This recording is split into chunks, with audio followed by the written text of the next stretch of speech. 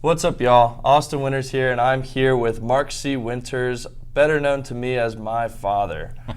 So I want to introduce you guys to a concept of Uniquifiers, which is a combination of two words, unique and identifier.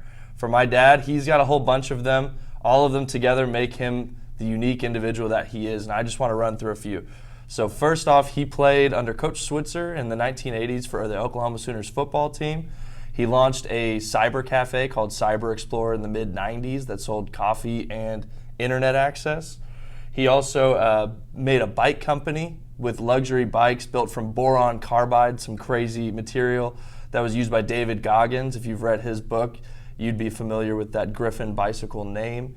He's a best-selling author of the book called Rocket Fuel, which we'll get into a little more later. #1 Amazon best-selling author, written with Gino Wickman. And also he swam from Alcatraz, which is something that is pretty crazy. And as well, he coaches entrepreneurs from around the world, world-class entrepreneurs, and his passion is to help getting entrepreneurs to where they need to be. So Dad, welcome to Winters World. Thanks, buddy. It's good to be here with you. Appreciate it. So first, Dad, I want to dive into your concept on Rocket Fuel. So Rocket Fuel is about taking entrepreneurial ventures to the next level. And it breaks on people in entrepreneurial duos into two separate categories. Can you tell us a little bit about those categories? Yeah, so what we see is in a high-performing entrepreneurial company, you have two distinct types of leaders. One, the visionary, and the visionary is the entrepreneur that a lot of people are already familiar with. They're usually the ones that started the business. They had the crazy idea. They made the crazy leap to go out there and do something. And the other type is what we call the integrator. And the integrator is the one that is much more execution focused, very detail oriented, very much about follow through and making it real. And so you think about the visionary entrepreneur, they sort of make it up, and then the integrator entrepreneur, they make it happen, they make it real, they make it repeat. And together, those two, it's a really powerful combination. Thus, the name Rocket Fuel. Very nice. So, can you give us some famous examples of visionary integrator combos that everyone will be familiar with that were really successful and just some real world examples? Yeah, so first one that comes to mind is probably Walt Disney and Roy Disney. So everybody knows Walt Disney, and hopefully a lot of your listeners have had a chance to go to Disney World or Disney like we did. You guys did as little kids. We had a lot of fun with that. And I remember when we would go, one of the fun things to go watch were some of the old documentaries and old footage of Walt and his crazy drawings and all this kind of stuff, or how he came up with what ultimately became these amusement parks and Epcot and things like that. And so you peel back the curtain, and he had a brother named Roy. And Roy was the one who really kept things under control, really kept, sort of a counterbalance to Walt's crazy edge that was necessary to come up with these ideas and to kind of push people to make these things happen. But Roy sort of kept it all to where it was sustainable and they could keep doing it. And, Walt's quoted as saying, if it hadn't been for my brother Roy, I would have probably ended up in jail. Would never happen. Yeah, it certainly never would have happened on the scale that it did. And, sort of an interesting ending to that particular story. After Walt died, Roy really considered it his personal mission to sort of fulfill and finish creating, building the vision that Walt had created, which became Disney World and Epcot. And so that's a great real world example of that combination. Yeah, I think that's one of the best. And I think it's interesting you said they wouldn't have been as successful as they would have been. Can you be successful without the visionary and integrator combination as an entrepreneur? Yeah, it's different, right? So when I work with clients, I'll tell them an authoritarian dictator model of business can be very successful, right? And so you can just kind of have that hard driving leader at the top that just kind of they do it all, they make everything happen themselves. But when you really look at it, it's a difficult model. It's hard to sustain. If anything happens to them, the whole thing tends to kind of come unwound. And the other version is a much more team health oriented model of growing your business. And so you have a choice. Both can work.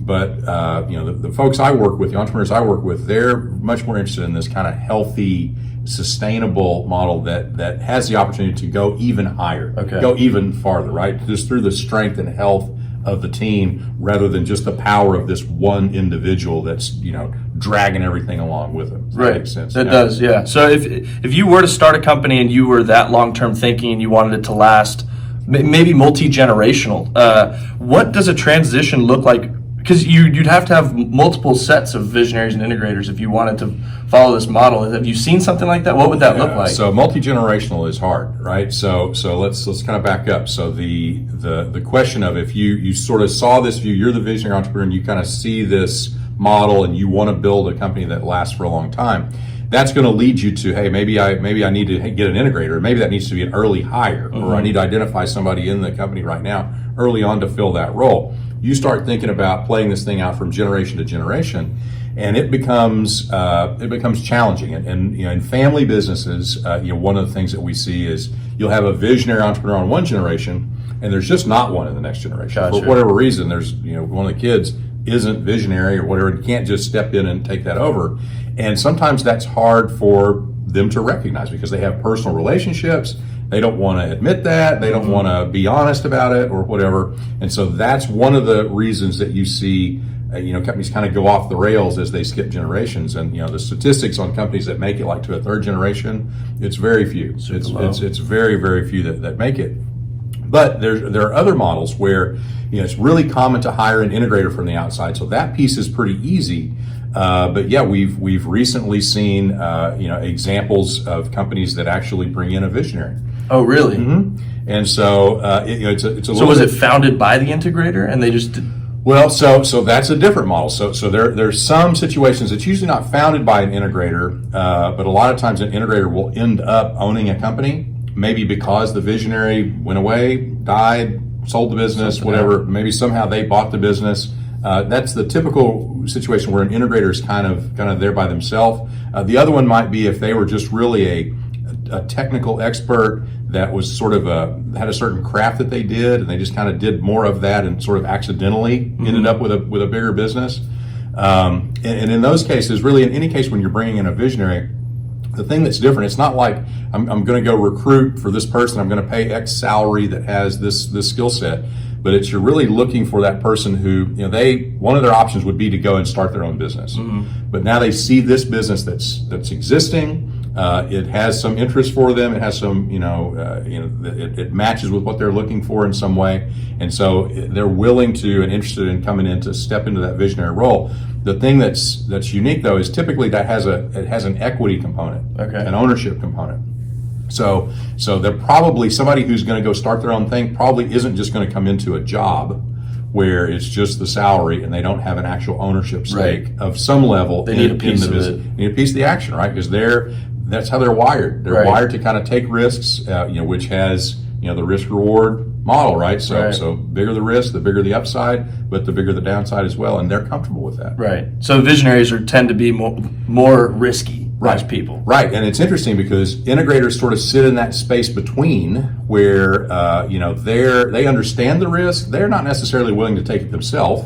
Right. Which is why they haven't started their own thing. Right. But they're close enough to it that they can understand it, they can relate to it, they can work with it. And you take somebody like that and you push them all the way into kind of corporate America, and they're pretty uncomfortable there because they like the entrepreneurial stuff. They like kind of the action. They might not be willing to make the jump themselves, but if something's kind of there for them, they can fit into that. Exactly. Okay. And they love it. And so then the visionary is sort of feeding them ideas all the time, so they don't have to come up with all that stuff themselves. Right. They can kind of play in this entrepreneurial space without actually being the owner and having all the risk of it. So they kind of have a blended model there.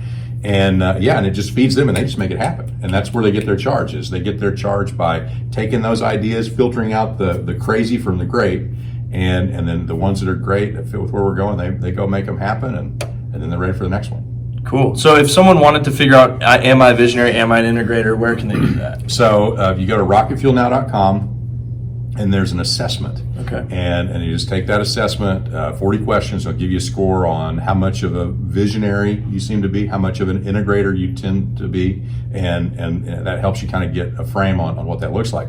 It's very rare that somebody's super high on both. Okay. And when they are, I sort of challenge that. Are they being really honest with themselves?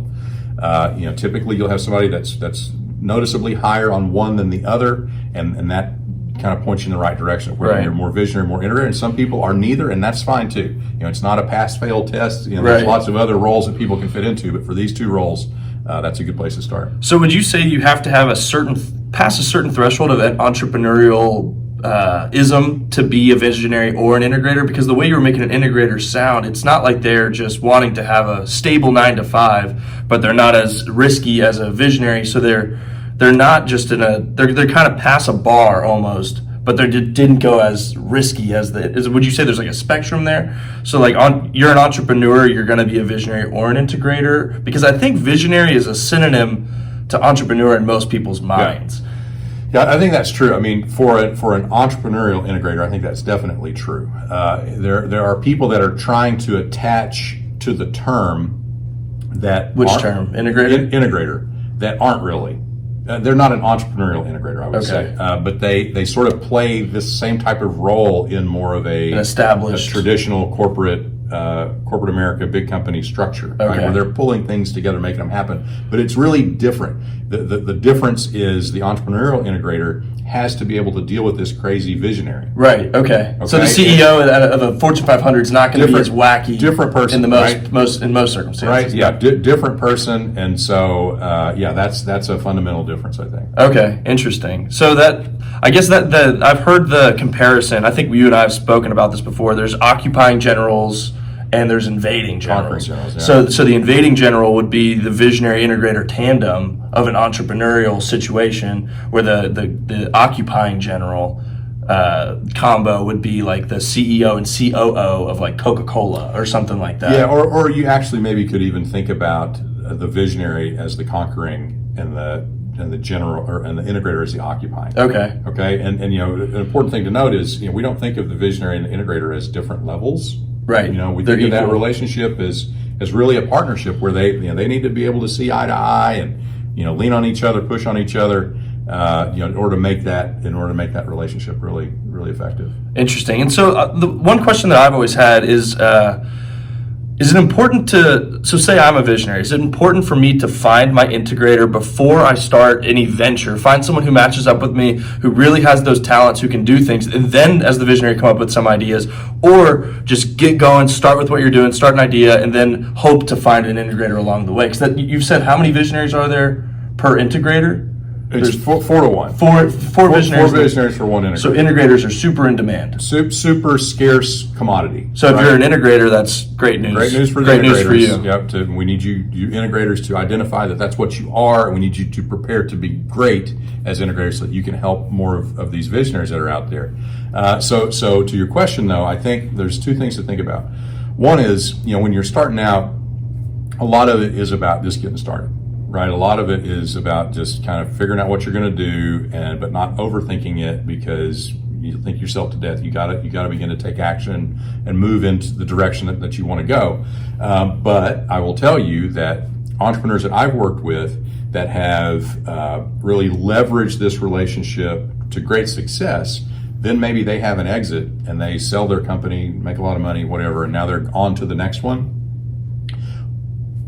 A number of them bring the integrator with them. Well, maybe, or if not, that's their first hire. Okay. Because it worked so well for them that they know this is how I want to do it. In fact, they also know I don't want to do it the other way, because I had that experience of life without an integrator. And so, that really does happen. Interesting. But keep in mind, those folks are farther down the track. They've got some under their belt already, and they probably have more money.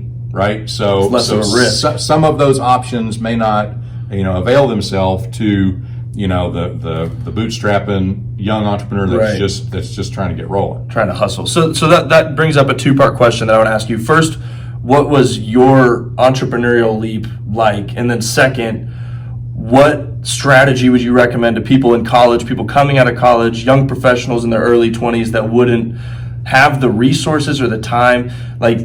I'll get to that question later. Let's first start with your entrepreneurial leap. What was that like? So how far back do you want to go? When you finally left corporate America into the entrepreneurial space. All right. So you can start with why you left corporate America. Yeah. So a couple of reasons. So one was. And where were you working, if you're okay with that? Yeah. So working for Procter & Gamble, and I was living in. Well, we won't get into where I was, but so working for Procter & Gamble, big, blue chip American company. It's a great place to be. That's kind of where I was supposed to be, right? You're happy to be there. I graduated, I got a good job, and the expectation at that time was kind of, you get a good job and you just continue to climb and get promoted, and that's where you'll be for life.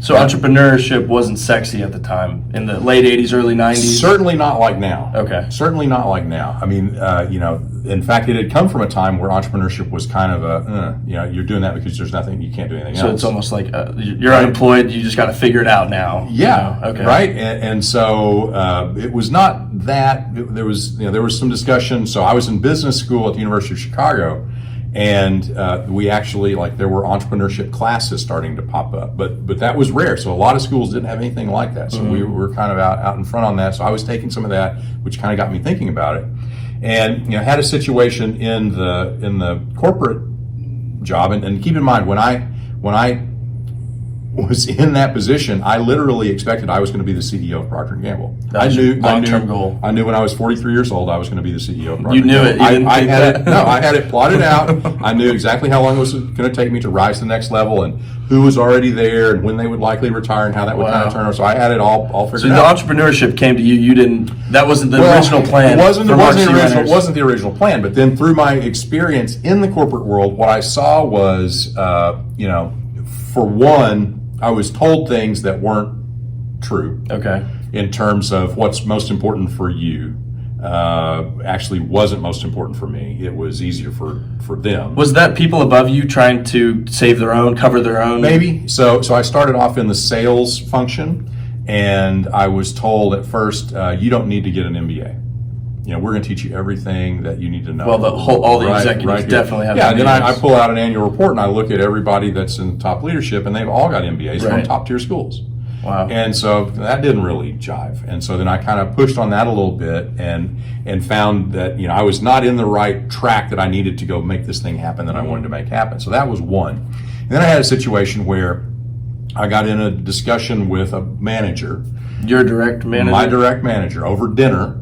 And I was, real open and honest about a situation where, I was being instructed to go this way, and I really felt we needed to go that way. You as an individual, or you for the company? Me for the company. I felt like it was the right thing, the better thing was for us to move in this direction. And it wasn't really feedback. The comment I got was just look me straight in the eye and, Mark, don't F with me. And that hit you hard. It did, because I had this flash of, oh my gosh, my whole plan is in this guy's hands. Yeah. And this guy can derail where I'm trying to go, what I'm trying to do, all by himself, right or wrong. And that made me feel really vulnerable. It made me feel powerless. It made me feel really stupid. And so, I left that conversation and I went to a bookstore. And I scanned the bookstores and I picked up a copy of Entrepreneur magazine, and I picked up some other book, which was How to Start. And this was early 90s, probably? This was around the time I was born. Early 90s. It was before you were born, but it was early 90s, somewhere in there. And so think about it. So I made the decision right then that, all right. And you quit at that table? Didn't quit at that table. Okay. But what happened was there was a restructuring coming along, and this was in a time when big corporations were restructuring all the time, and so we'd already had multiple restructures. There was another one coming, so I knew that. And so I actually was thinking that may be an opportunity for me to make a play for what we used to call a package. All right, so where they basically like a severance package, pay you some severance to leave. I'm like, all right, that'll be perfect. I'll get that money, and that'll help me kind of go do this. I want to go do this anyway. And so that was in the back of my head. And so we have the big restructure meeting where they call people together. You go in and you meet with the boss, and the boss tells you, here's the new deal for you. And it's either, hey, we're going to let you go, or hey, here's your new assignment, or hey, here's whatever. And so people are coming through. It's my turn. I go in and You're excited to get let go. Yeah, exactly. I'm thinking, all right, this is going to be great. I'm going to get a package. And no, that wasn't what happened. They basically offered me what was arguably one of the best spots. Promotion? Yeah, well, it wasn't really a promotion, but it was additional responsibility. So it was of the things I could have gotten, it was probably the best thing I could have gotten. Which you didn't want. Which I didn't want. And so I literally looked at the guy and I said, I appreciate that. I appreciate your confidence in me, but I think it's time for me to leave the company. Now, interesting about that was your mother and I hadn't talked about that. Oh, goodness. I'm sure my mother was happy. And so after this, but I was kind of in it. And so after this, I get to make the phone call that says, hey, honey, guess what I did today? I quit. And what package did you get, Mark? It was well, exactly, and I didn't, and so that was a tough phone call. Yeah. And she's kind of dealing with that. I said, but I have a plan.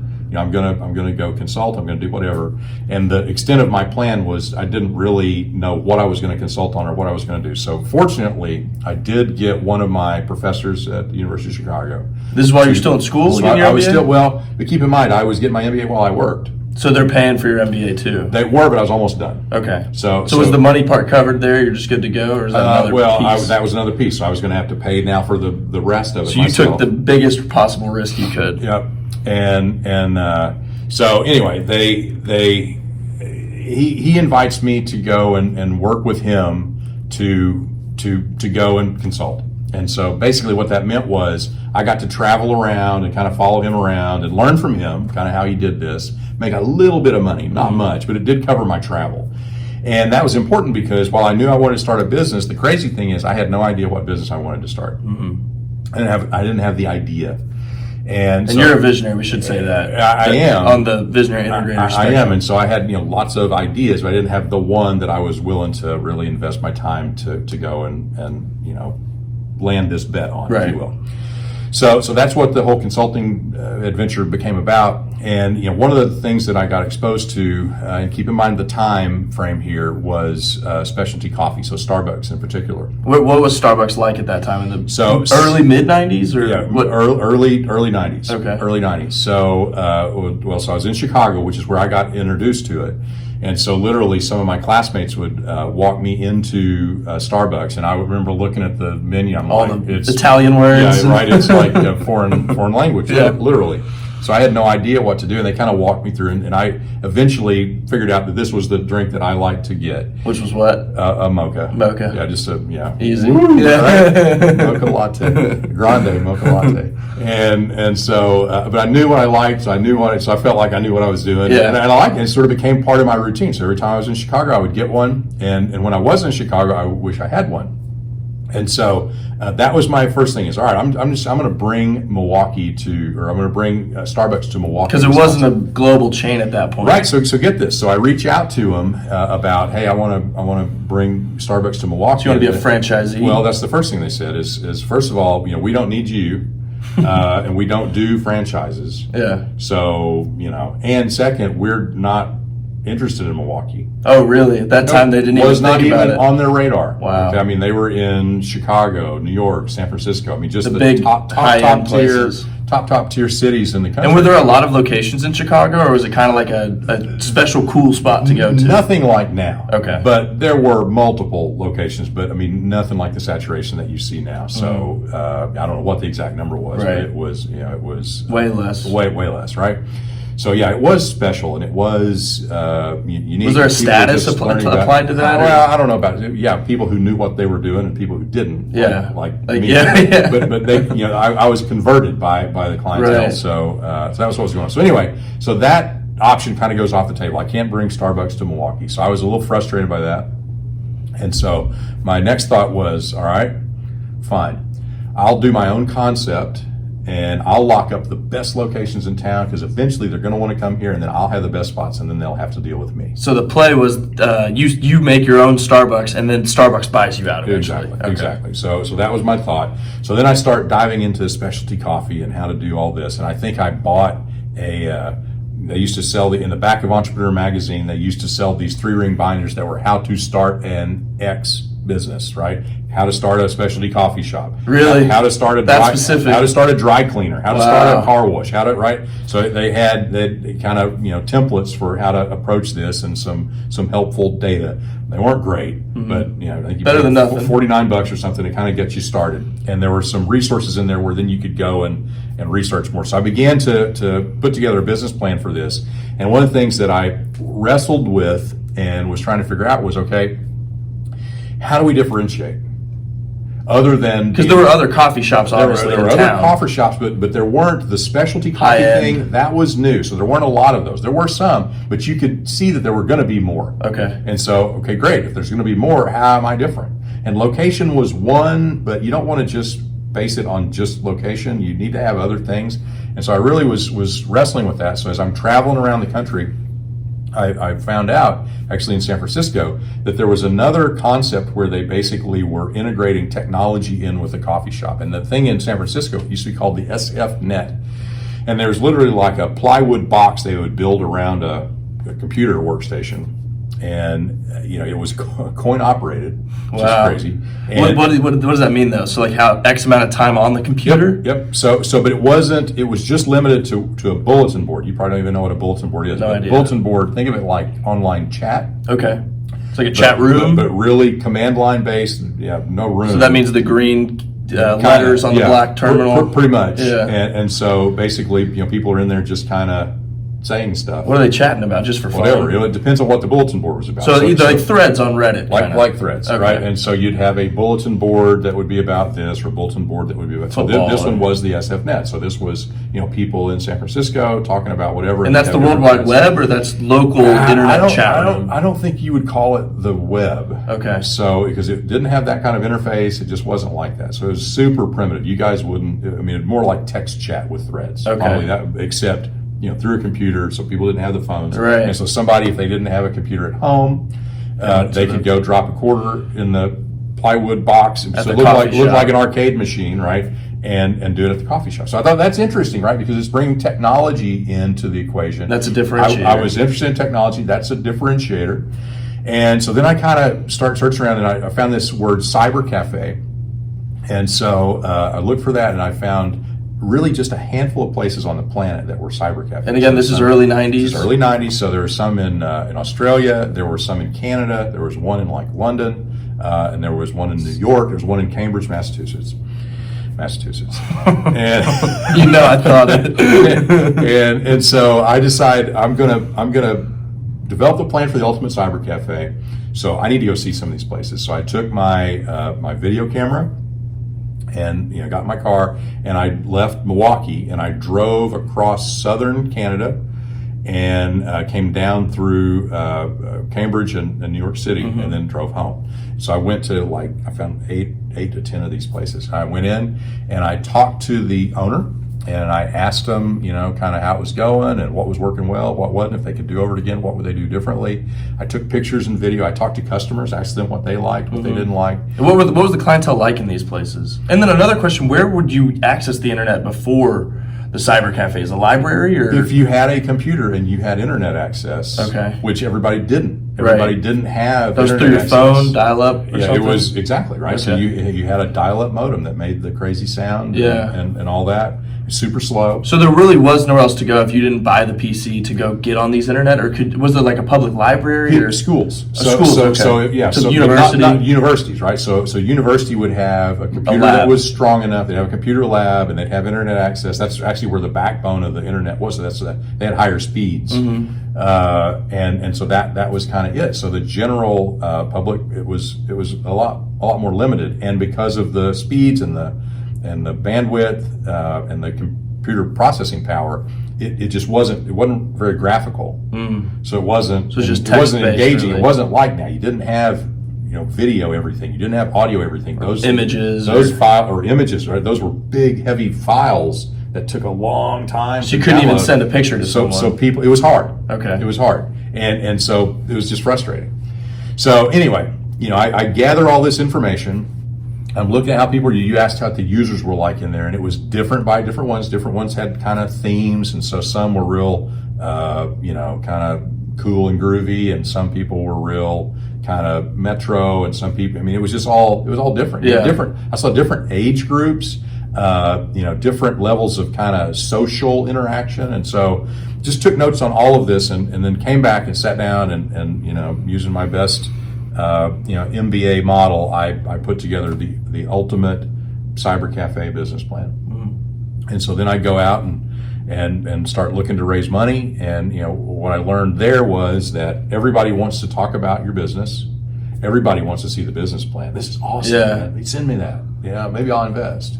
So everybody says that. And who are these investors you're talking to? Just anyone you can find? Pretty Family, much. friends? So it starts with family and friends, and then kind of goes from there. Is anybody else? I mean, a really important question is, whether you're interested or not. Is there? Do you know somebody else I should talk to? Okay. And then that just kind of fans it out. And Makes so you I was, having so you're calling meetings everybody. all the time, Yeah. right? And I had my little pitch book, and I had my business plan, and I had a picture of kind of what I wanted it to look like. And so, but there were lots of tire kickers, lots of them that people that said they were going to invest that never did, right? And so you just don't know. You literally can't count the money until you deposit it in the bank. Right. So anyway, eventually I'm starting to get some traction. I'm starting to get enough together. And, there's some really interesting, decision points along a path like that. One is, for this kind of a concept, I needed a retail space. Right. Well, guess what? People that rent retail space want you to sign a lease. Mm-hmm. They want you to guarantee that lease. Well, if I don't have all my money over here, Can't sign that. how am I supposed to commit to that? Right. But if I don't have a location locked down, how do I get them to commit to the money because they don't know where it's going to be? Gotcha. And so it's sort of this really weird. It's almost like chicken and the egg. Right? You got to have both. Yeah. And so there came a point where I was close enough that I'm like, I got to make another leap, right? I got to take this chance. And so I go, and so I do it. I sign the lease and start moving down that path. And then pretty quickly, fortunately, I was able to close out the round. Although there was pressure there. There was new pressure, right? From investors. Well, just from the lease, right? So now I've got to get this deal done. I have this much gap. And so it led me to take in an investor on where I wasn't really in power and didn't have the leverage I would like to have had when I negotiated the terms. Okay. And so I agreed to some terms, which will be relevant later, that are called negative control covenants. Okay. Okay. And what that means is they can't tell you what to do, but there's a certain list of things that if you want to do these things, they have to agree or You need their approval. or you can't do it, right? Gotcha. And you're what, 27, 28 at this time? Yep. Young, very young. Okay. And so, I hear they can't tell me what to do, and I think, oh, I'm good. Okay. And, how bad can this be? Right. Whatever. And so we do the deal, and we finish it out. So we've got the space. I get architects. We design this whole thing, build it all out, blow it out. What's it called? Cyber Explore. Okay. Cyber Explore. So we've got about 2,500 square feet. We've got 20 high-speed internet workstations, a T1 line, which was ridiculously fast internet. And I partnered with a guy who did my Starbucks knockoff plan. Okay. He used to work for Starbucks, so he left Starbucks, and then he built basically the equivalent. Are they still around today? I think they are. Do you remember the name? Stone Creek Coffee. Stone Creek Coffee. Okay. Yep. So he was your mentor in the coffee world. He was my partner. Okay. And so I went to him. I was a lot of the business planning I did sitting in their coffee shop. So I would sit there and drink my mocha. That's what I found where I could get it. And so I got to know him. And so when I wanted to put a full specialty coffee bar in this place, he's like, man, I'll help you. And we'll make a special blend because they had a roaster too. We'll make a special blend that's just for you guys. Nobody else can get it. He told me kind of how to configure the equipment, what equipment I needed to get, came in and trained our people. We branded it under their brand. So we had a big Stone Creek Coffee sign. That's what we sold. And it was awesome. That was really that partnership it was fantastic. And so we did that. We had sandwiches and full kind of desserts and all the kind of cool stuff that you'd want. And then we developed software where from your workstation you could literally order from the bar and bring the drink out or whatever. That software kept on the computer. On the computer, right? It kept them from getting in and doing anything. But once they logged in, they had an account. And we charged at first 29.5 cents a minute. Okay. For access to the. Were there like season passes, That came later. Okay. So at first it was just a per minute, and you could access all the different software we had different games, different perks. You could access the internet. So by software you mean like it's already built into the computer? Mm-hmm. Or you had like those CDs you'd put in like games. So we had those. We had all 20 workstations had CD platters, and so they were all networked together. So from any one workstation you could access any of the games. Okay. And there were other things that were installed locally too, but that's for the CD-based games in particular. That's how they work. And then you could also play things in a network fashion. So Quake was a big game back then. And so they could play Quake against people other places through the internet. And what was cool is they loved to come play at our place because the speed was so fast that somebody somewhere else, they could literally like walk around them in the game. Gotcha. Before they knew what was going on. That's still like that in gaming today. You want to have the supercomputer so you could do stuff like that. But it seems like the gap is way bigger. Yeah, these guys they beat everybody. Really? Yeah, because they had that advantage. So we had that. We had little cameras that sat on top of the monitor. And these monitors. So picture this. So I'm sitting here looking at your laptop that has a monitor that's about a quarter of an inch thick, right? Yeah. So the monitors were literally maybe this, like a microwave. Yeah. So more than 2 feet deep. Wow.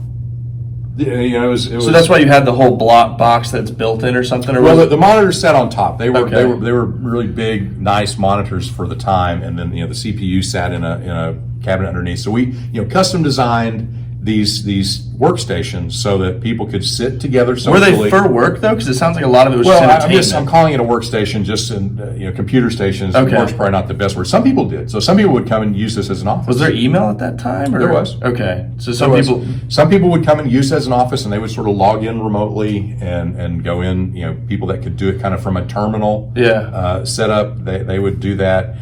You had people that would use it for gaming. You had people that would use it just to kind of, what is this? People that would come just surf the web. We had Internet Explorer was it was the browser pretty much back then.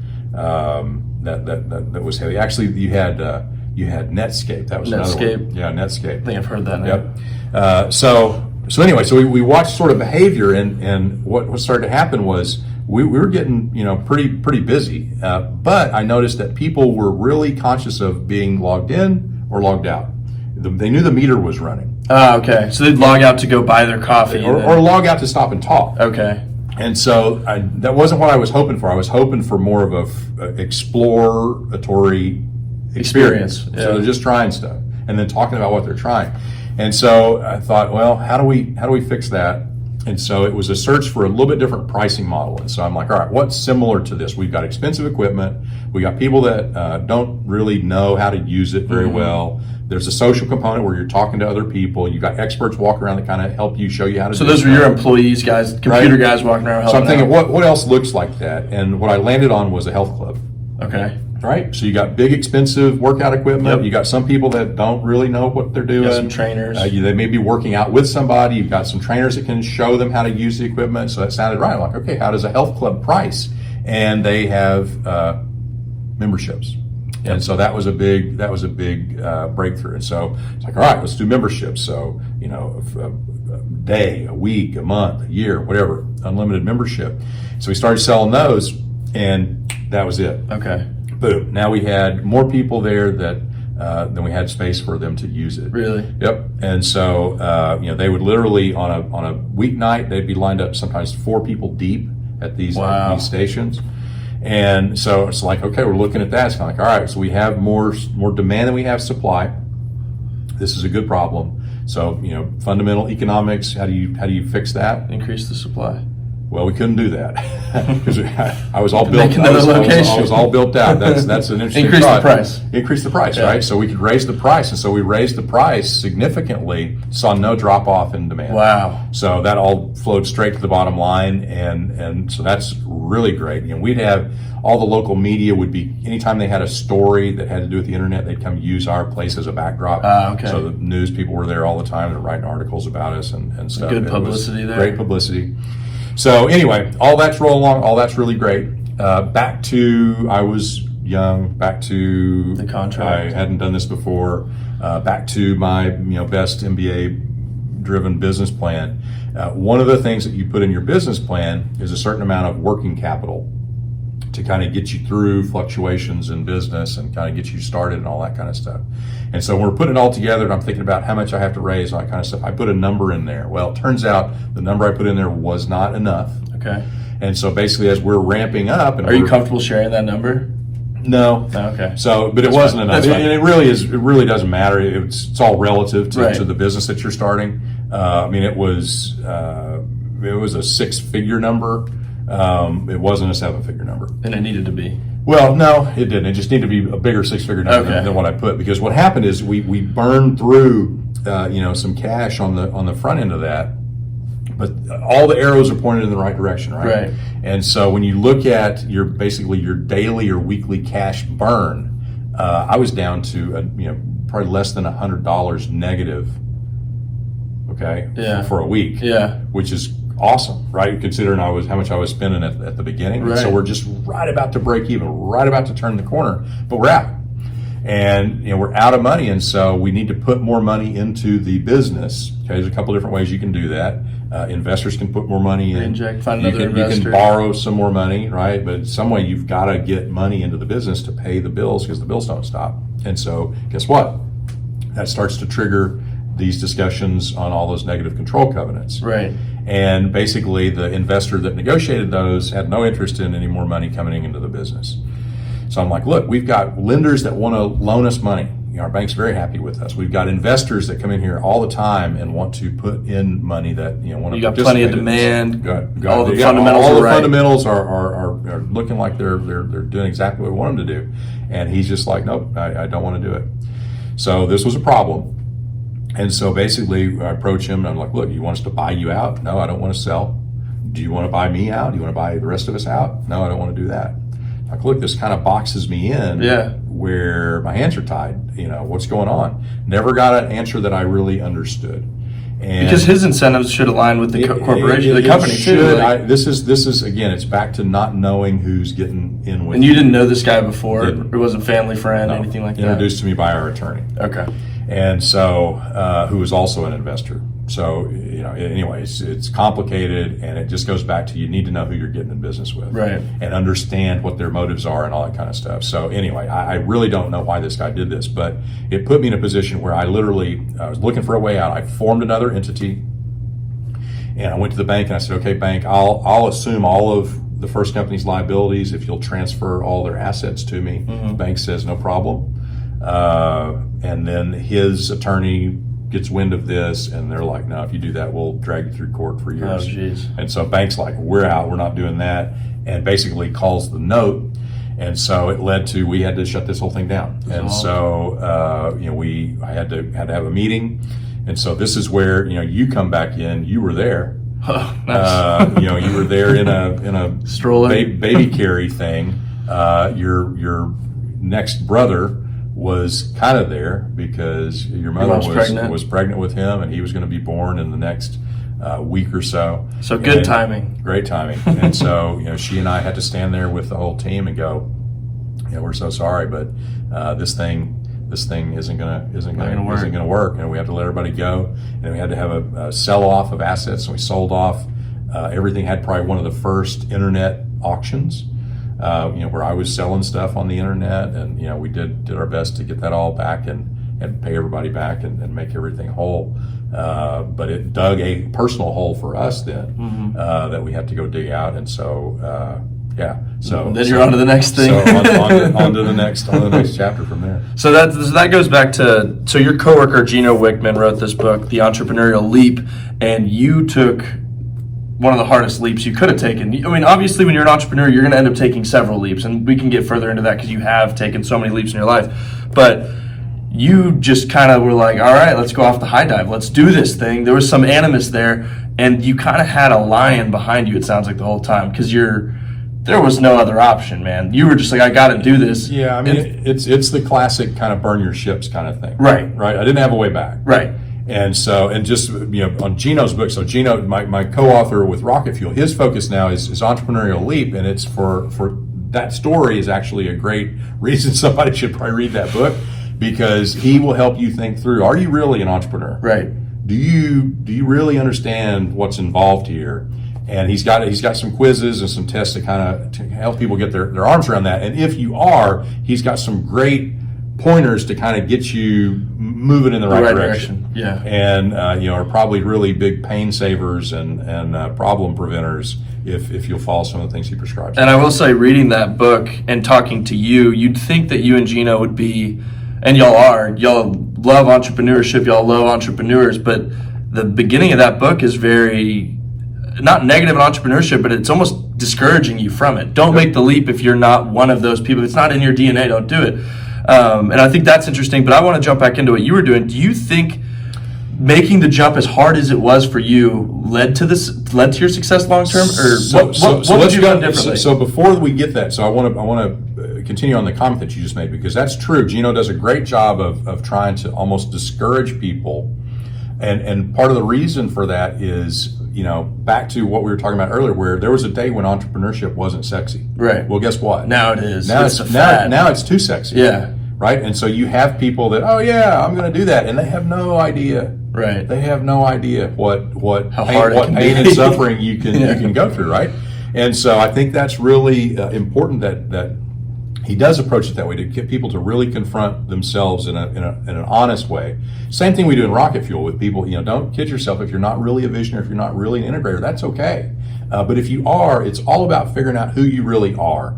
Right. Everybody's got a super valuable place in the world, right? And so it's the sooner they can figure that out, the better for all of us. The better for everybody, right? Yeah. The better they're going to be able to contribute. So anyway, back to your question you were going to. Yeah, so your advice to maybe your former self and to people my age, early 20s, fresh out of college, who have a normal job like you did, like you probably wouldn't recommend me to go into my boss and just be like, hey man, I'm out. Don't give me anything, I'm done. Let me go, take this risk. So here's a couple of notes on that. Yeah. One is actually the longer you wait in your life, the harder it becomes to take risks. Okay.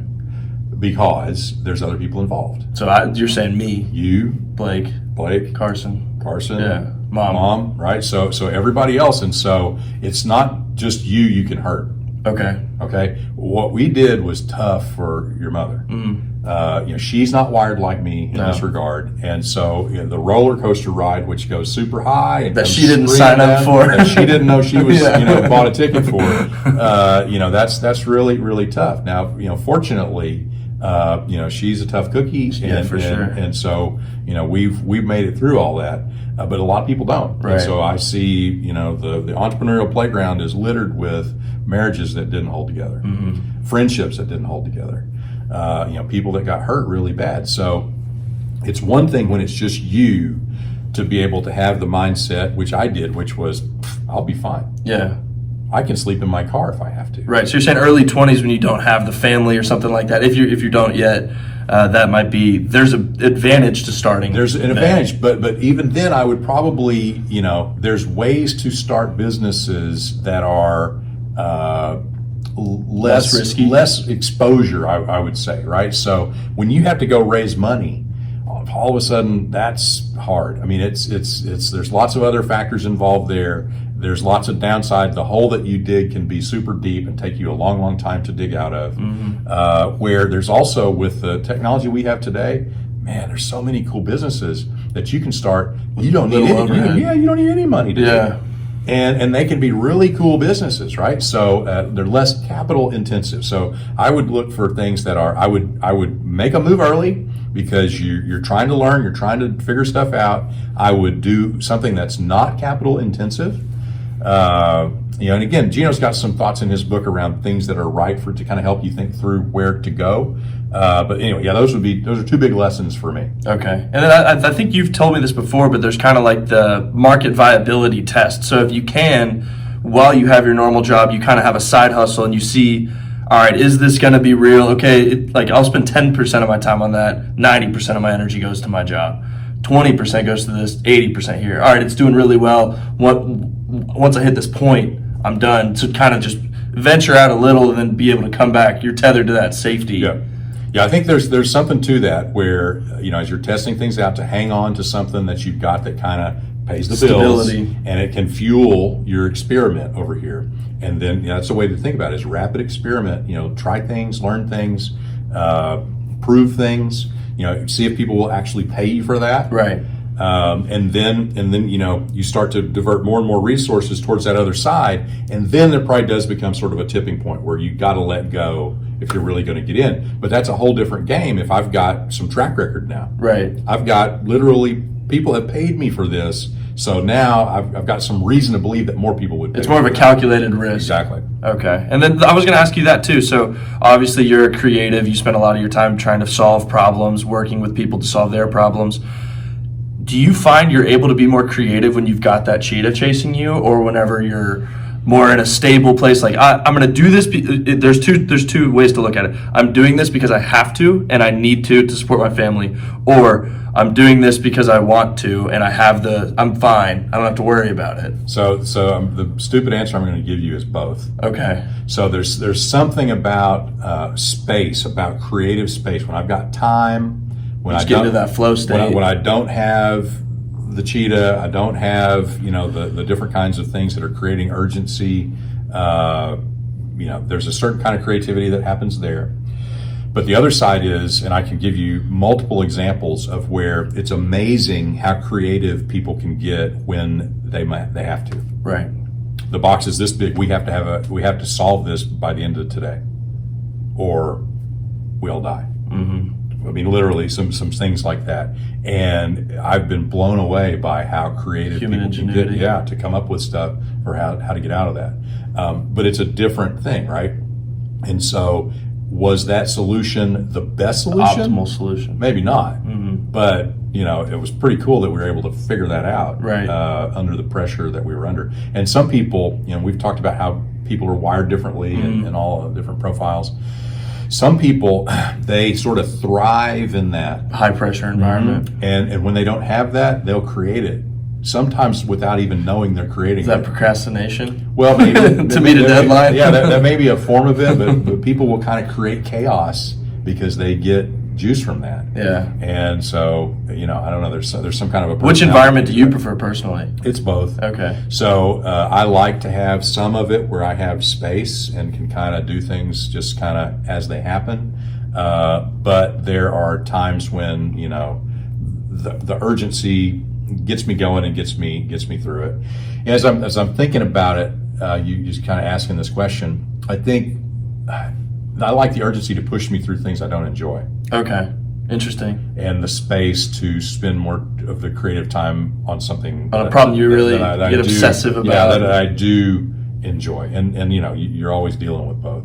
Yeah, that's interesting. So, I want to get towards wrapping this up, and obviously, Dad, I'd love to talk to you more like this. This is fun. You know where to find me. I know, I do. I have your phone number, believe it or not. But I kind of want to end it with your pitch for why entrepreneurship is so important to the world and what entrepreneurs mean, and just kind of, if someone could say, like, they're greedy or they're selfish, or what is your altruistic pitch, or why is entrepreneurship so important to you? Why have you dedicated your life to it?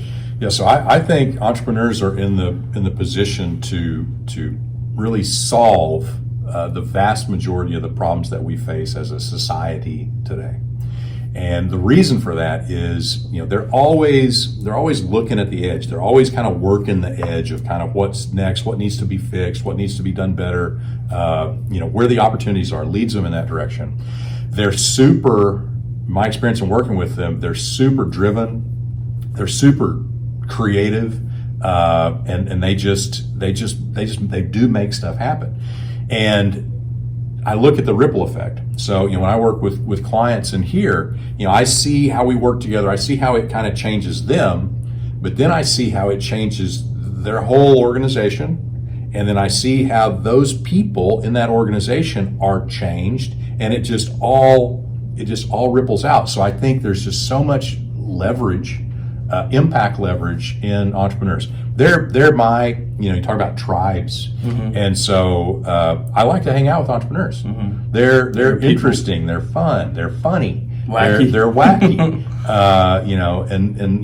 They're not for everybody, and that's okay. Mm-hmm. But it's not about money. And if someone has a conception that it's just, like greed. You use the word greed.